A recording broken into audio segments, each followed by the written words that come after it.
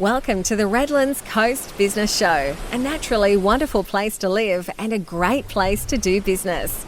Featuring local business successes and visionaries, bringing tips, tricks and inspiration to you.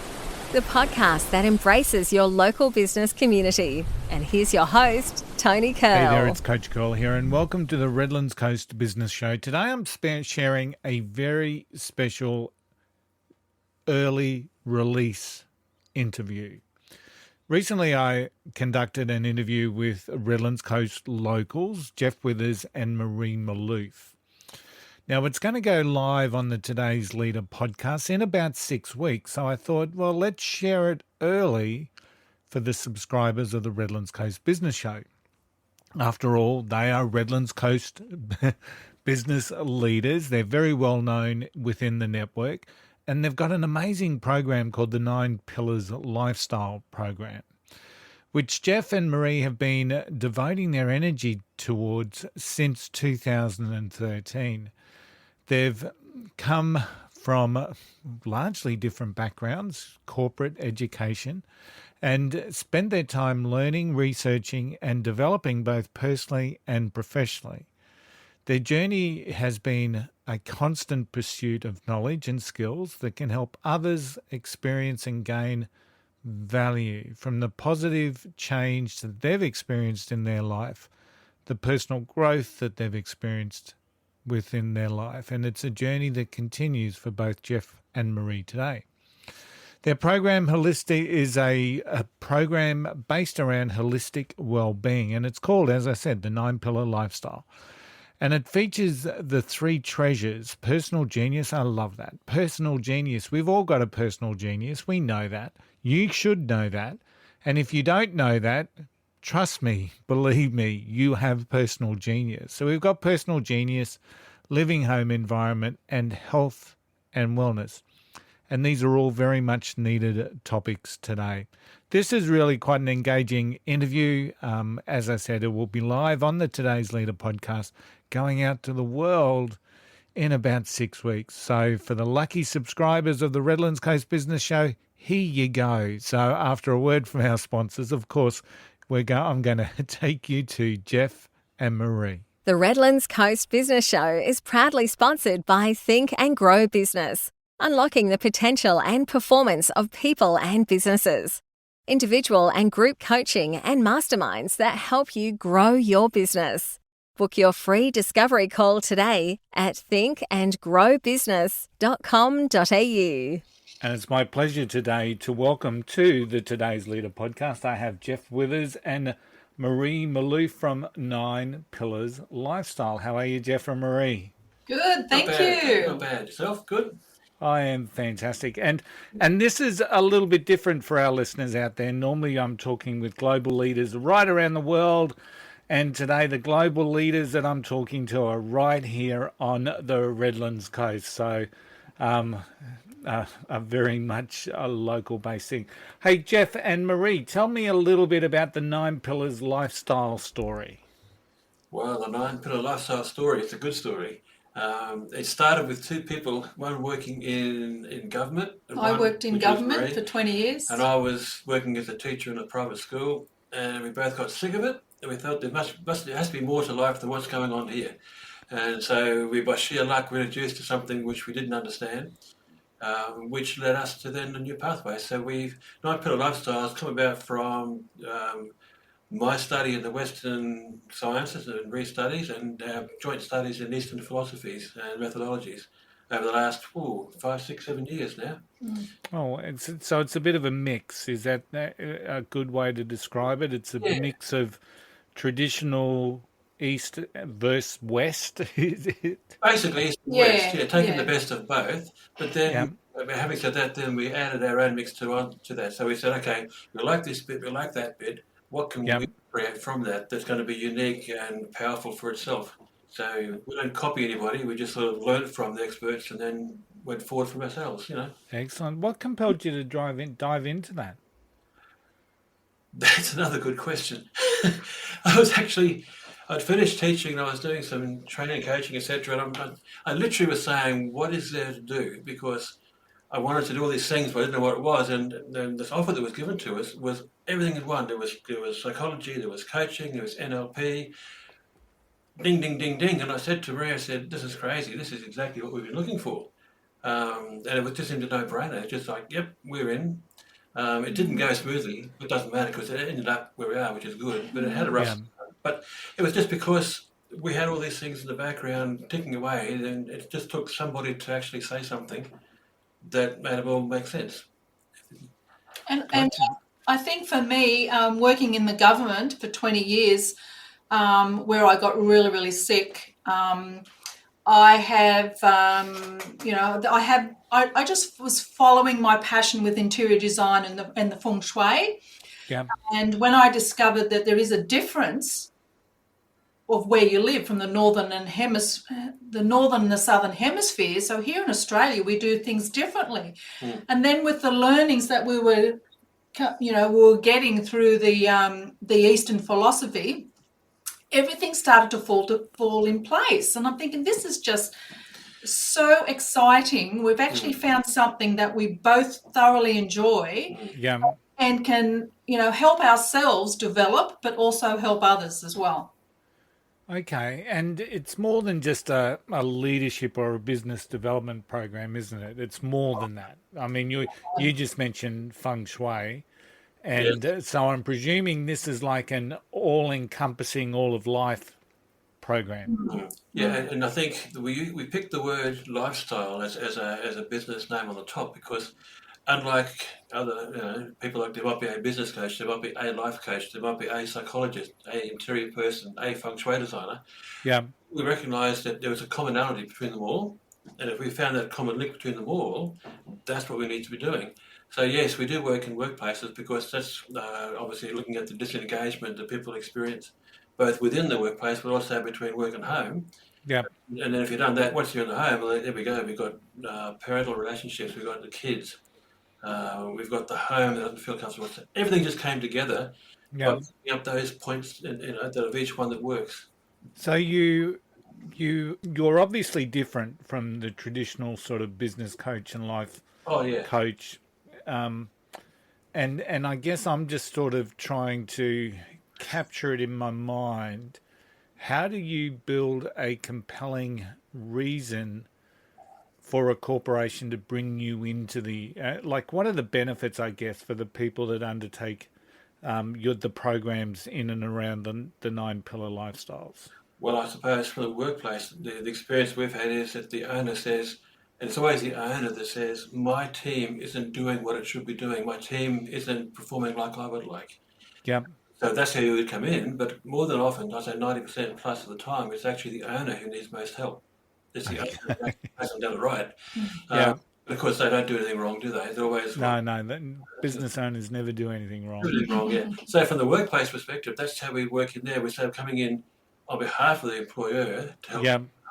From a personal point of view, it's a similar thing but different. It's like, say, with a kid, the parents, recognise that they've got issues with their child. They don't really know what to do about it. They've tried traditional things like psychologists and so forth. Hasn't really worked. Is there another way? Yes, there is. And we approach it from a different direction. So the whole concept is whether it's for a person, or a home or workplace, it's still coming in from saying, let's go back to pulling it apart. We start by pulling everything apart and say, okay, let's lay this on the table. Let's see where your problems, issues, concerns are. Yeah. And let's decide which way we should go from there. So we're open to going any direction because we've got those 3 avenues available to us. We can say, okay, we need to think about this or that, and then we just put together a program that works around the needs of that particular person or persons.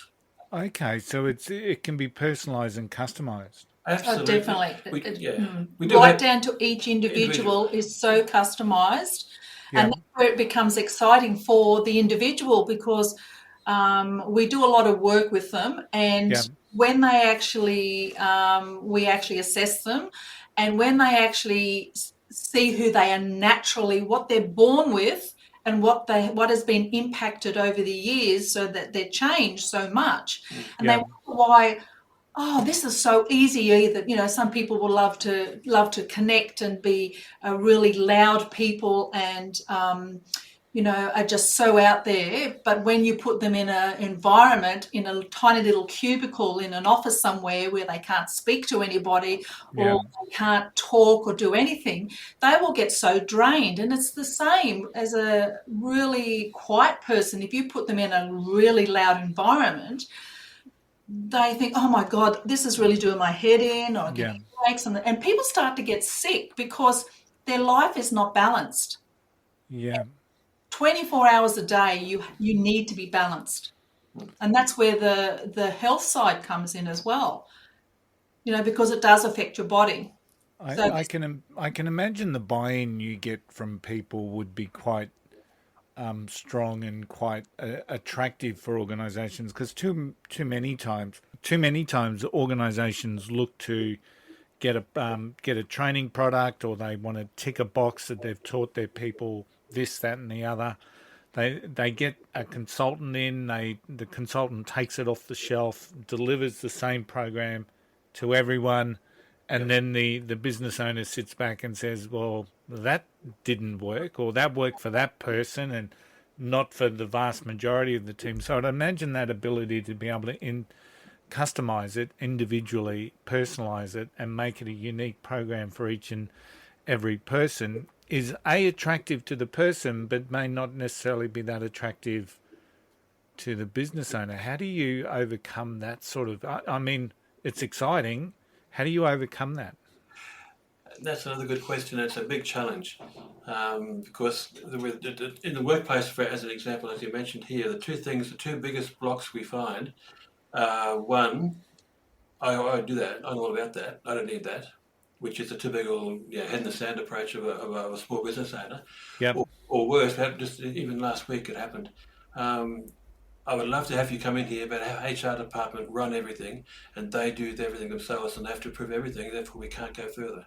So there's that the traditionalist, where's the white paper from university mentality that says if I haven't written it, or hasn't been written or put into a text, then it can't be traditional enough and strong enough and powerful enough for us. We can't use it. You're afraid to let go and try something a little bit left of centre. And I suppose testimonials, reviews are going to be gold as you continue to build out the nine lifestyles, the 9 pillar lifestyles. Now, you talked a little bit about the 3 channels, and I believe you call them the 3 treasures. Indeed. Walk me through the 3 treasures that exist within the program. Well, the 3 treasures. Sorry, I'm doing all the talking, aren't I? That's all right. I'll butt in. You should butt in, yeah. The 3 treasures is something which came at the end, not the beginning. I mean, I realised that all we've done come into 3. There are 3, in our opinion, there are 3 key parts of a person's life that if they address them correctly, then they've got the best chance of success. The first treasure is what we call your personal genius, which means who are you? Yeah. Not what you think you are, but who are you? Meaning, what are you naturally good at and not good at? What have you learned to be good at? What do you like doing, not doing? All these sorts of things, your emotional outcomes from all those things. So that's your first treasure. Who are you as a person? Yeah. Well, okay, that's really good. But from a functional perspective, you live in a home. So does that home support who you are? Or does that workplace support who the team is? Because if people that know a bit about feng shui would say, oh, we just do this and this, stick a plant here and do a colour there, but which of course is not true at all. It's way more complex than that when it's done properly. So how do we get the environment to also help nurture the person? So they've got the personal genius and the environment. And the third treasure is simply say, well, okay, that's fantastic, but there's one little thing. And that person has to have good health and wellness to enjoy the home and their personal genius. So if any one of those 3 areas is not in good shape, it's virtually impossible for a person to get the best outcome that they would like to have in life. They won't know it necessarily because they'll be happy in their own place. They've done it that way forever. They don't know any different. But those 3 are the 3 key things, which is underpinned by the 9 pillars that we created, which we know that there are 9 steps that have to be addressed to achieve the success in those 3 treasures. So it's all like a little complex model.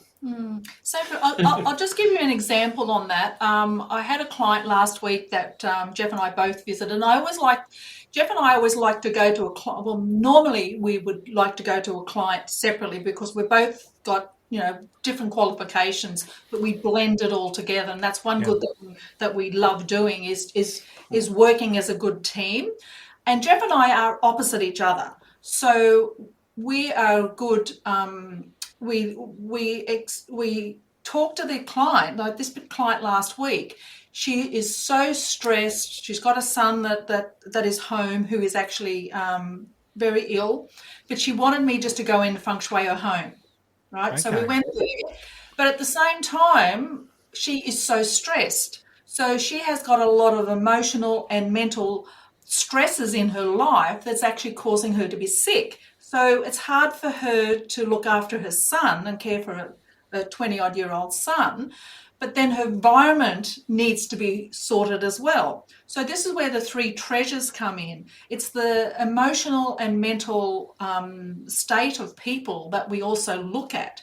Yeah. And then because if it gets really like to a disease stage, we need to address the wellness of that person, the holistic health of that person.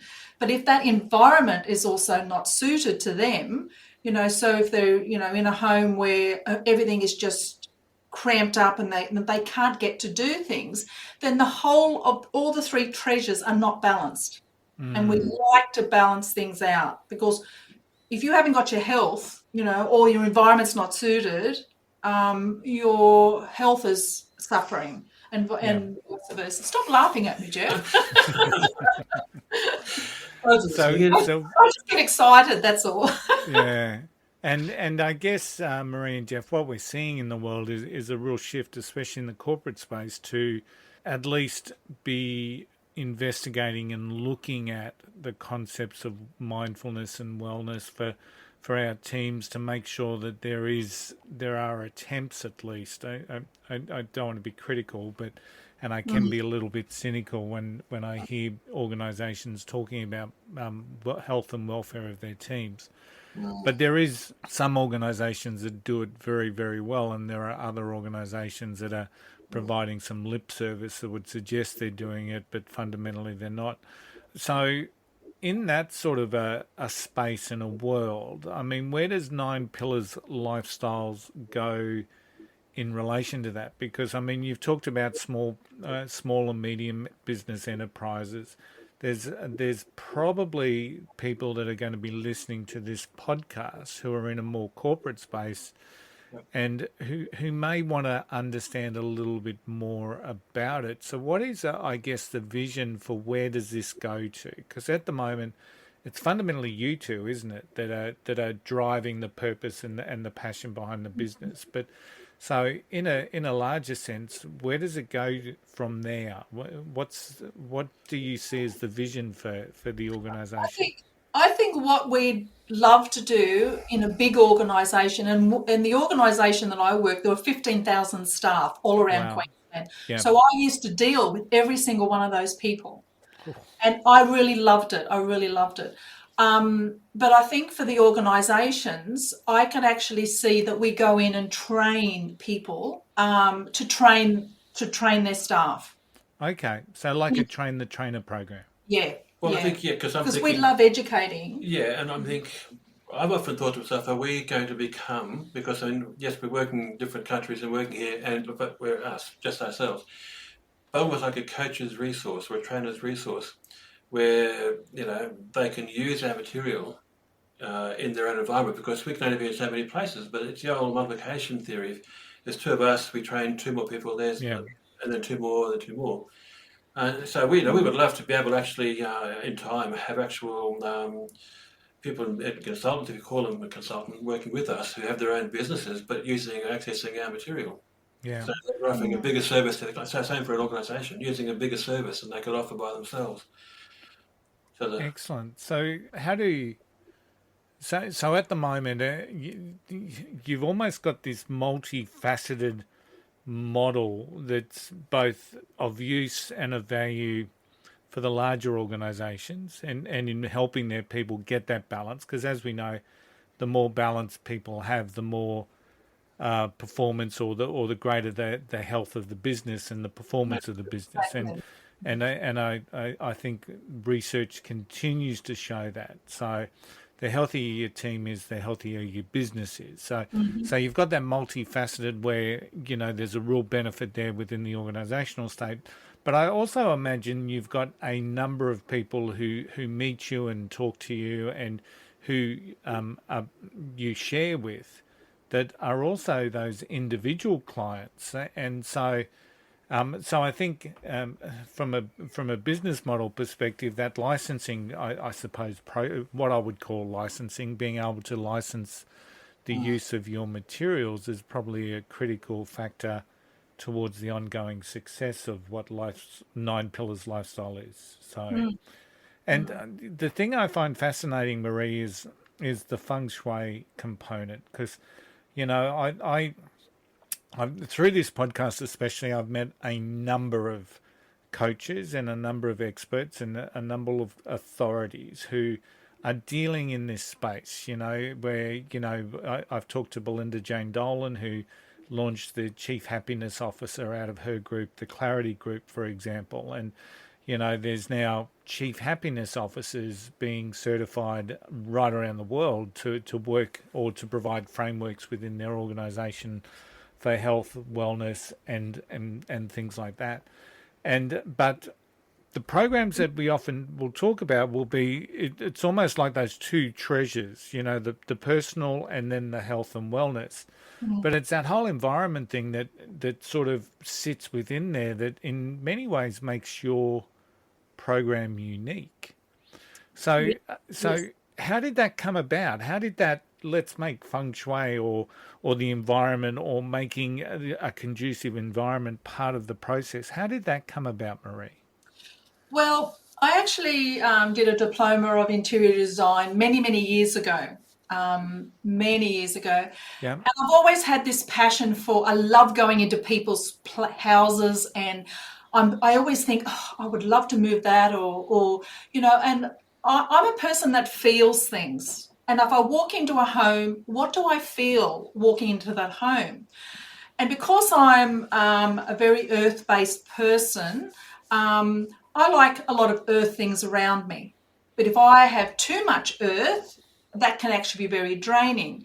So if I go into a lot of our friends' homes at the moment, and you would know this, Tony, that the builders are building cookie cutter homes. They're all the white coloured, you know, walls, the floors, the benches, everything is just white and grey. Well, that's good for one type of person, but that would really drain me, you know. And I have spoken to quite a few people who that's not who they are. They want to add colour, they want to add things, you know. So it's fascinating. I just get so fascinated when somebody comes to me and says, oh, I really don't feel comfortable here. So I would go and say, okay, well, how about we just do this or change this? But I always look at who they are, the type of person that they are, because I wouldn't be giving all black and white to a colourful person. Yeah. Because that is going to drain them. So that's where we do assessments on the individual. But also if there's a family member, even a set of twins can be totally different. One could be louder than the other. So even their little environments, they need to have their environments where they can go and chill out, but be comfortable in that environment. And it's really good for parents to know this, because little Johnny's playing up over there and, oh, he can go to his room. He can go to his room and it's very loud and it's not going to quieten him down, but he's got a lot of activity there. No, you want to send him to a room where, you know, he can actually relax and chill out, that sort of stuff. So which is the same as the workplace, really. And so it is the same in the workplace, yeah. But see, what she hasn't said, which we find fascinating, Tony, is with the feng shui. By sheer luck, when Maree decided to pursue certification, etc., again, there's a lot of sheer luck happening in our lives. I don't know why, but I'm grateful. But by sheer luck, we looked for somebody around the globe, literally, because we couldn't find someone in Australia that we thought had what we needed to teach the feng shui properly and completely. Yeah. And through a chance connection, we were introduced to a character. Can I mention his name? Yeah. His name is Roger Green. He's a Kiwi originally, but he spent most of the last 15 plus years either based in America or travelling to country after country. But the point is, he knew, and he said it was written by the Chinese masters of the day, that the southern hemisphere is different to the northern hemisphere. And he spent a long time, and we now are bringing that forward in Australia, developing the difference between feng shui in the northern hemisphere and the southern hemisphere. And so that people, if you read any book, just about any book, or any feng shui master, all these so-called experts, they talk from the northern point of view. Now, when you think about it, if we're in the north and it's winter, it's not winter down here. Yeah. So there's your first issue. Why is that different? Because it's a lot of science behind it, and he actually has gone to a lot of scientific background and quantum physics to show this. It's not the old-fashioned hoopy-doopy stuff. It's really quite serious science. So that makes a big difference because, someone says, I'm a whatever, but in actual fact, that if you were in the Northern Hemisphere and you're born there, it may be true, but if you're born here, it might be different. So we have to explore the differences into how things happen. Yeah. So feng shui in a home, the same thing as you're talking about. Feng shui at the home, but let's also then make the home fit the person. Understand the person or persons in the home, or the office, obviously same thing in the office.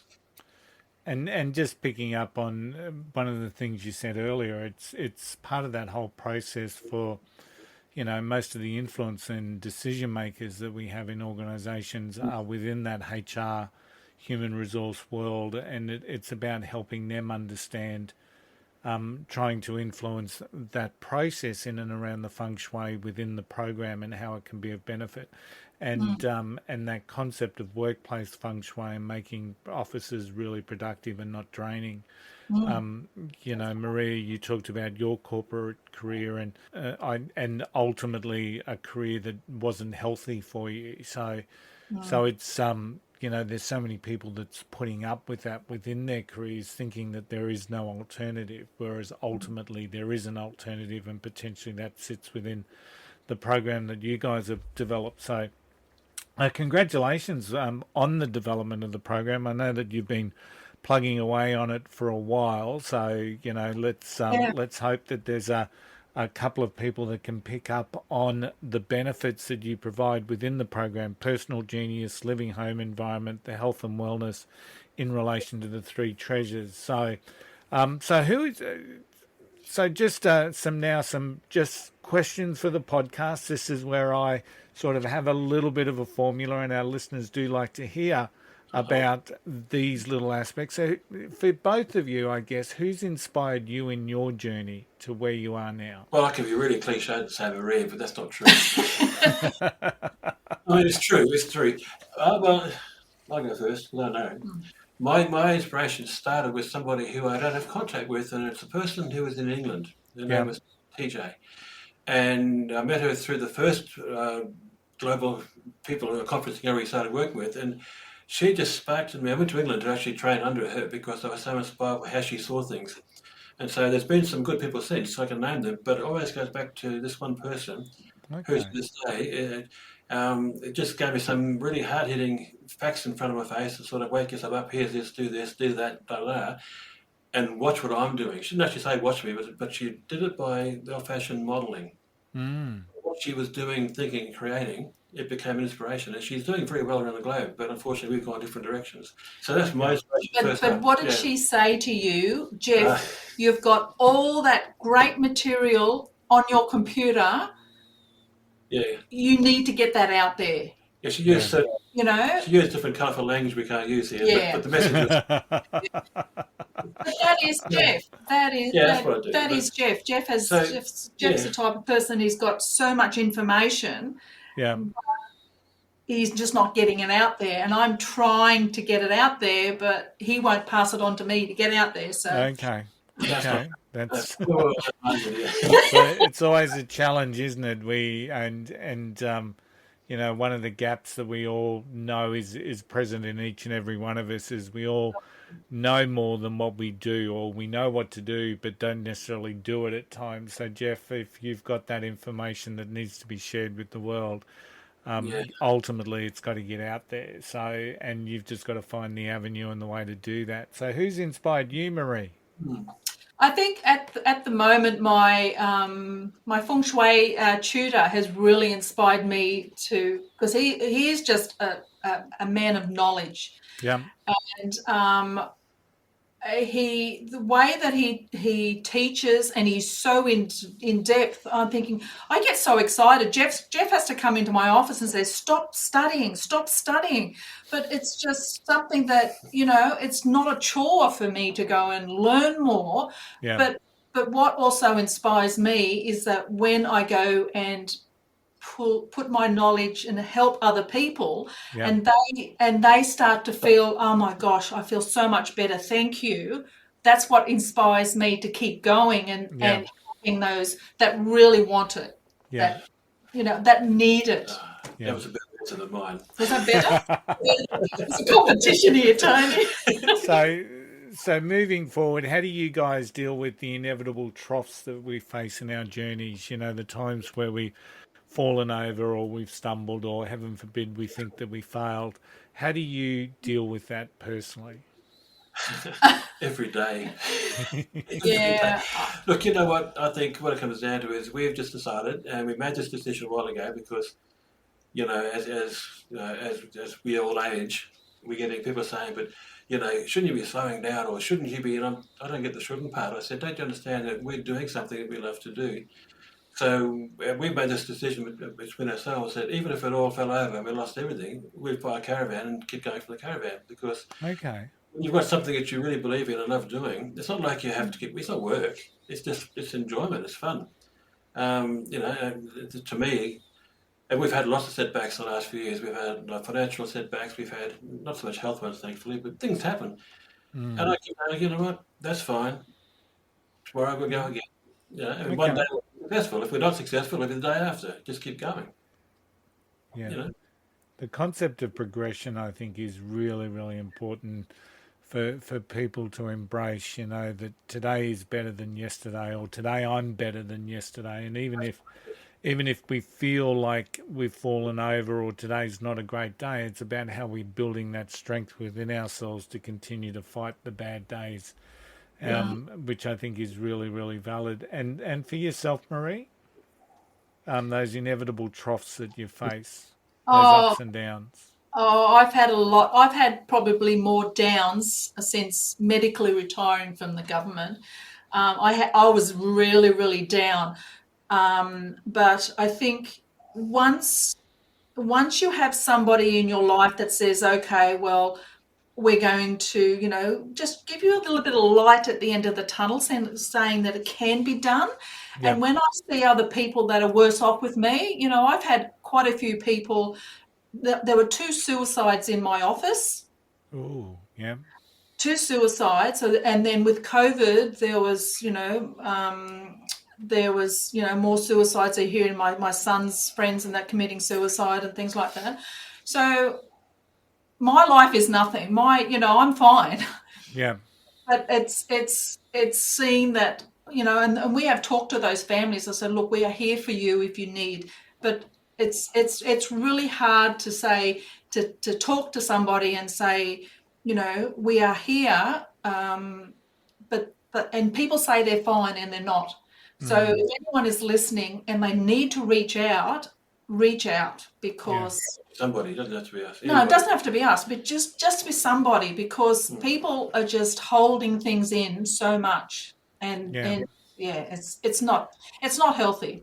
Yeah, I agree. It's interesting. I had some real thoughts, probably just over the last couple of weeks, in relation to resilience and, you know, looking after yourself from a health and wellness perspective, and I really believe that the concept of preparing for bad times in good times is a really good strategy on getting those healthy coping strategies or mechanisms in place.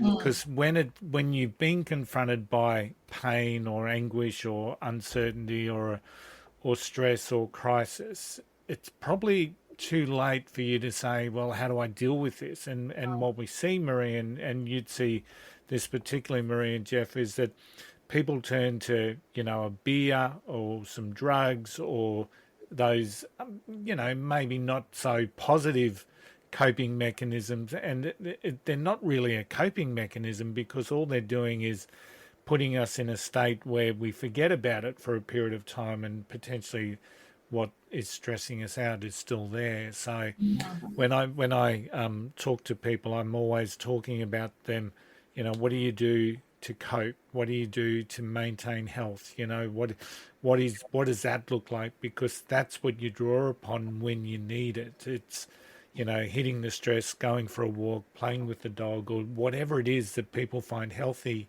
as part of that coping strategy. What we're finding, Yeah. what we're finding now, and what we're actually helping others with is replacing when somebody is depressed and things like that, or has got a cold and things like that. We actually replace that with food. So food, we're using natural foods and things like that to say, okay, we're going to be educating people. Say, okay, these are the foods to suit you as an individual, because Jeff and I, we need different types of food because we have different makeup. Our organs, like Jeff's liver's probably from alcohol. Careful. He's probably more damaged. So whatever the person, and this is like an individual thing, well, these are the type of foods that you would need to be able to strengthen that, to give you different, there's a lot of healing stuff that. Because people don't get it, that they think, oh, well, the food doesn't count. The food is a medicine. It's literally a medicine, because if you actually study, we study a lot of Chinese medicine right now, Ayurveda, etc. And what we're clearly seeing is that an organ is affected by your emotions. Certain organs are affected by certain emotions and activities. You're damaging your physical health. And in return, when you damage your physical organs, it creates an imbalance in your emotions. So people have to understand they go together. You can't have one without the other. So when we say coping, first thing to cope with is understand your body. Understand what makes it work, understand how to make it healthy and what will keep it healthy. And we often find, we've been talking to a lot of people, and oftentimes their problems disappear or become less important because they feel better and they feel more in control. It's fascinating stuff, isn't it? And ultimately, I could probably talk to you guys all day about it, because it is something that we all need to be looking at. How do we, because the world can be quite, well, most people are feeling levels of anxiety. We've just gone back down into lockdown here in Brisbane. So, the world is just full of uncertainty and ambiguity, and it's causing a heap of stress and personal crisis around the world. So the more that we can understand how to maintain our own healthy balance, I think is so critically important. So Jeff and Maree, how can people connect with you? Right. Well, at the moment, I would love to say our new website, but it's still being built. So I suppose the easiest way at the moment is either by our Facebook page or by a direct email. Would you like those? Or Yeah, and we will have them in the show notes. You're both on LinkedIn, Maree Malouf. Yes. Jeff Withers. So you're both on LinkedIn, you're both on Facebook. We will have all of those links in the show notes, and hopefully when this comes out, your new website will be up and running. So, So Maree and Jeff, it's been an absolute pleasure speaking with you today. Thank you for investing in the leaders of today.